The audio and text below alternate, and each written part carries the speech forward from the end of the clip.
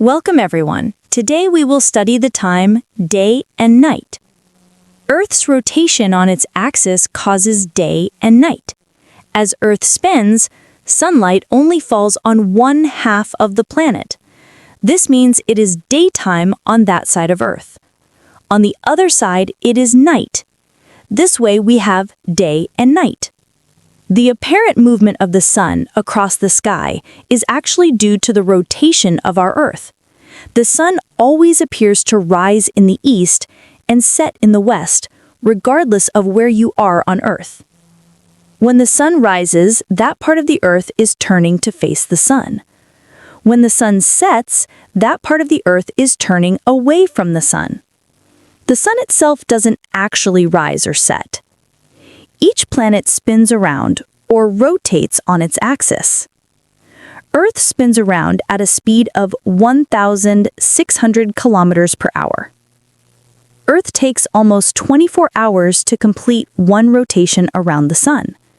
Because each rotation takes slightly less than 24 hours, the calendar needed adjusting.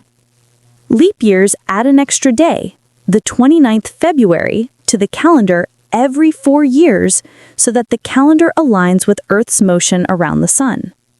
Moon phases. We see the moon because sunlight is reflected from its surface. As the moon orbits Earth, and as Earth orbits the sun, we see different amounts of the moon's sunlit face. These are known as the phases of the moon. New moon. The moon in between Earth and the sun and the moon's unlit side is facing Earth. Waxing moon. Less than one half of the moon is lit by direct sunlight. First quarter. One half of the moon is lit by direct sunlight. Waxing gibbous. More than one half of the moon is lit by direct sunlight. Full moon. 2 weeks after the new moon, the moon is halfway through its orbit. The moon's sunlit side is looking Earth. Waning gibbous. More than one half of the moon is lit by direct sunlight. Last quarter, one half of the moon is lit by direct sunlight.